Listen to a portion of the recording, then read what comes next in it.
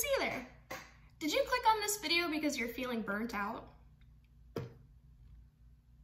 Chances are you didn't respond, but in your head you're thinking, well, yeah, duh, that's why I clicked on it. So in this video, I'm gonna go through what burnout is, why you're probably experiencing this emotion, and some methods for how to combat it in the future so that you don't feel this way going forward.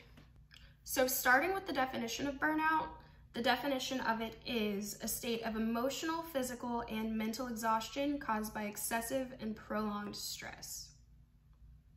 Does that sound familiar? So I've done a lot of research on this topic over the past couple of weeks because I personally was feeling really burnt out at work. But burnout can affect people in the workforce, students, or really anyone that's doing a massive amount of work in a short period of time. And a lot of people think like, oh yeah, you know, it's just a feeling, I've just been stressed for a while. But when stress and exhaustion is something that you're feeling continuously and it doesn't really go away, it's burnout. And it's gotten to the point now where the World Health Organization actually sees this as a legitimate medical diagnosis. Like you can actually go to the doctor and tell them what your problems are, and they look at their little thing and say,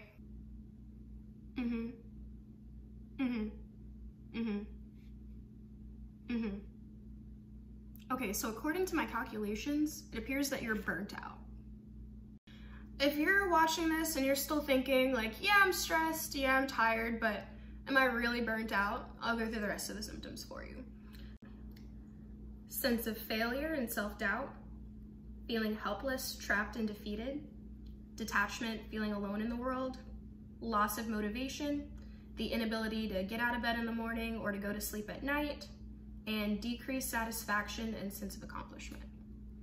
And in one of the articles I was reading, and I will put the link down below so that you can read it yourself if you're interested, but they're basically saying that burnout comes from feeling like you're putting in a ton of work, but you're not getting that much back. So basically, if you think you're putting in a lot of like time, effort, and energy at work, but your pay doesn't really line up with the amount of effort you think you're putting in, or if you're in school, you feel like you're doing all this work and doing all this studying, but the grades that you're seeing as the final result just don't match up with the effort that you feel you've put in. So if you're at a point now where you're like, okay, yeah, a lot of those symptoms line up with the way I'm feeling, you're probably also wondering, what can I do to fix this? I'm tired of feeling burnt out. I don't want to live this way anymore. Like, I need to do something different. And a quote that I actually really like is, you don't want to live to work, you want to work to live. And I know that that quote's kind of confusing, but basically what it's saying is you're not supposed to wake up, go to work, all so you can get your work done and come home, watch TV for like an hour or two, maybe cook and go to bed. That's not living. You're supposed to go to work so that you can, in fact, come home and live the rest of your life to the absolute fullest when you get done. And we all know that burnout's not good for you, but the long-term effects of it are actually really bad. The long-term effects of it are loss of energy, anxiety disorders, emotional detachment, and it may even kill you prematurely. And that's not funny at all, but just thinking about it is like, wow, like the job that you're doing, the stress that you're feeling can actually kill you. But the advice that a lot of these sources gave on how to fix burnout was actually pretty disappointing. The advice that they gave was to work less hours, take more breaks, avoid working overtime, and invest more into your personal life.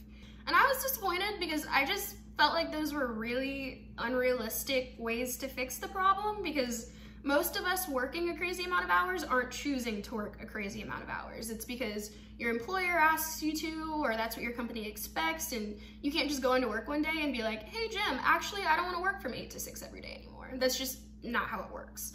So I'm gonna go through what I think are some more realistic options for how to combat burnout, just because working less hours, taking more breaks just isn't an option for some of us.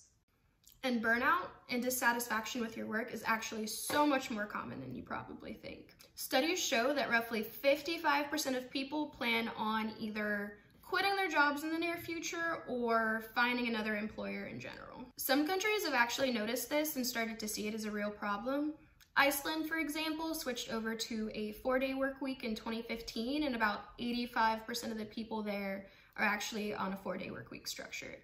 And believe it or not, this actually hasn't hurt their productivity at all, because you would think that like they're getting less done than we are in, you know, the countries that work 5 days a week, but they're actually more productive because Most companies that have implemented this have seen that their employees are getting the same amount of work done in 4 days that they were getting done in 5 before. So for step 1, my advice is to find value in your work, if you can. For whatever you're doing right now, try to see the value in it. And I know that that sounds so difficult, but look at the bigger picture, what you're working toward at your job. Does what you do heavily impact the work of others? Is it benefiting others? And if you're in school, you know, that ultimate goal of finishing, getting your degree. But if you can't find value in what you do, that's probably one of the main reasons that you're burnt out.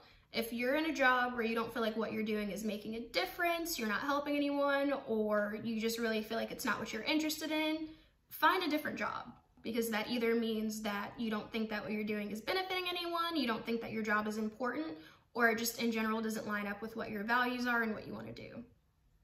And if you're a student that's getting a degree in something that you don't see value in, you don't see how it'll help your career, or it's just basically not what you want to do, then switch degrees, switch what your major's in, or just maybe drop out until you figure out what you do want to do.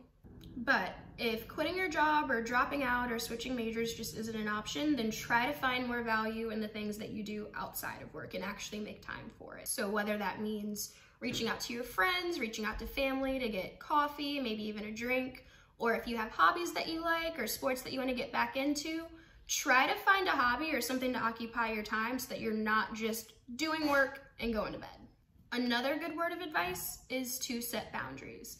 So if you come home from work and your coworkers are still texting you about, you know, the reports that you have to get in or whatever meeting that you have the next day, maybe you decide, after I leave work at 6 p.m., I am not reaching out to anyone, I'm not saying anything to anyone, and I'm not responding. Set boundaries for when you will and won't work. And setting boundaries in school basically just means, hey, if I have a project that's due next week, I'm not gonna wait until the night before to start on it. Set boundaries for, okay, I'm gonna work on it for an hour a day, 2 hours a day, whatever it is, whatever it takes to get it done.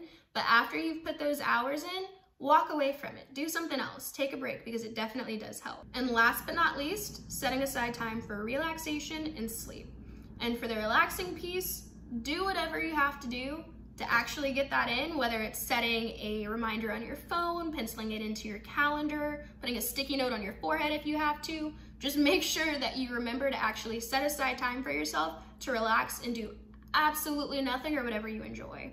But if there's anything that you feel like I missed, leave a comment down below sharing how you combat stress. So I created this channel because I want to help people get more value out of their life, and I think that there should be better conversations surrounding your mental health, how important it is, and ways to protect it. So thanks for watching.